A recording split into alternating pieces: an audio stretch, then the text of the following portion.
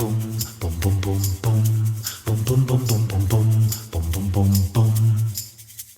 tout le monde, j'espère que vous avez passé d'excellentes fêtes, en tout cas nous, oui. Bienvenue sur cette émission. Avant de parler de cette émission, j'aimerais vous parler de nouveau de l'application qui est sortie donc la semaine dernière, qui comporte également un blog sur la nutrition.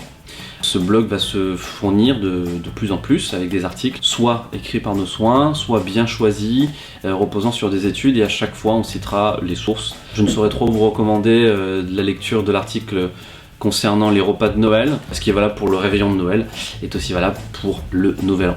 Voilà. Donc de nouveau bienvenue sur cette émission qui est une série qui portera sur les idées reçues sur l'alimentation. On va essayer de prendre les petites idées reçues qui ont la vie dure et de les démonter ou pas. Alors du coup le plus difficile dans tout ça, ça va être de démêler le vrai du faux. Qui croire ? Exactement. On baigne dans l'information et c'est pas toujours vrai. Il y a 10 ans on disait que tel aliment était sain, et une dernière étude aura eu le malin plaisir de démonter ça et de dire non, finalement c'est malsain. Alors qui croire ?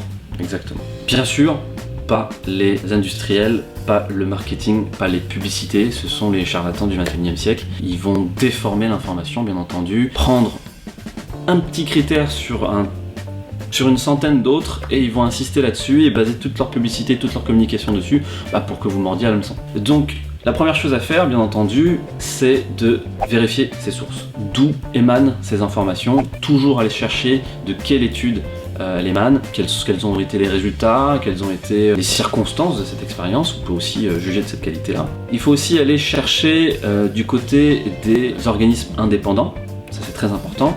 Parmi ces organismes, on a aussi l'ANSES, A-N-S-E-S, c'est l'Agence nationale de sécurité sanitaire, qui dispose d'un grand nombre d'experts qui comparent et eux-mêmes mènent des expériences et des études. Donc ça c'est une source plutôt fiable et elle est indépendante, complètement déliée des industriels de l'alimentation. Il faut aussi aller voir du côté, je pense, des associations de défense des consommateurs ou des associations indépendantes comme UFC Que Choisir, très connu, ou le CLCV me semble-t-il, je ne sais plus ce que c'est le cadre logement et cadre de vie. Un truc dans le genre. Il faut lire énormément d'ouvrages dont les sources sont citées, bien entendu. Aller dans n'importe quelle librairie, chercher des ouvrages.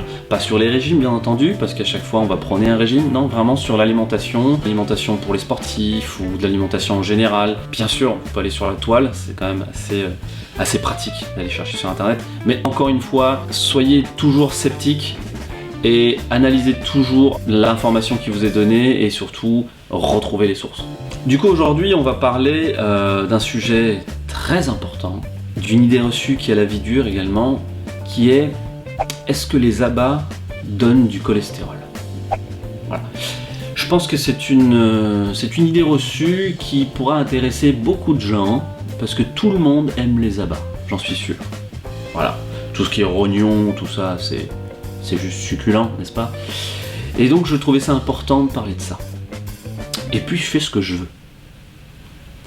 Donc, les abats donnent-ils du cholestérol ? C'est faux.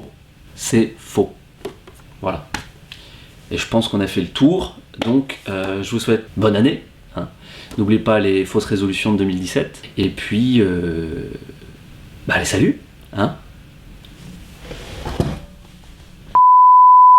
Alors bon, on m'a demandé d'approfondir un peu ce que je vais faire, voilà, parce que je suis dans de bonnes dispositions. Hein. Donc, déjà, est-ce que les abats donnent du cholestérol ? Déjà, il faudrait parler du cholestérol. Je pense que l'idéal serait de faire un autre épisode complètement dédié au cholestérol, parce qu'il y a tellement de désinformations sur le cholestérol et d'idées reçues sur le cholestérol que ça devient n'importe quoi. Donc on parlera du cholestérol, du bon, du mauvais, du côté obscur du cholestérol, tout ça. Les abats, en fait, c'est une source de protéines animales qui est riche en cholestérol, c'est vrai. Mais il faut pas oublier que le corps produit 70 à 80% du cholestérol. C'est le foie qui le produit, le reste provient de l'alimentation. On a besoin de ce cholestérol puisque c'est lui qui tapisse les parois de nos cellules, c'est essentiel. Mais pour des personnes par exemple qui n'ont pas un régime animalier, hein, végétalien, végétarien, peu importe vos convictions et choix alimentaires, ou pas forcément un choix, à ce moment-là, votre corps va fabriquer 100%, presque quasiment 100% de votre cholestérol. Et là, il est important de noter que là, ce dont je parle, c'est le taux de cholestérol sanguin. Si on mange beaucoup de cholestérol, le foie aura juste besoin d'en fabriquer moins, simplement. La teneur de cholestérol dans le sang, la cholestérolémie, un mot extraordinaire, est influencée par la composition de l'aliment. Mais il faut savoir que les abats ne sont ni sucrés, ni gras, sauf la langue. Parmi les idées reçues concernant les abats, on va prendre deux exemples. Le premier exemple étant que les rognons sont peu gras. Et ça, c'est vrai. Ce sont des abats qui sont pas sucrés du tout. Il n'y a aucun glucide dans les rognons. Très peu de lipides et beaucoup de protéines. C'est d'ailleurs les rognons possèdent un rapport protéines-lipides qui est très bon. Allez-y, les rognons, c'est très bon pour la santé. C'est très peu gras, une grosse source de protéines et il y a très peu de lipides et pas de glucides du tout. Après, bon, c'est des rognons. Alors, deuxième idée reçue concernant les abats, que les tripes sont trop caloriques.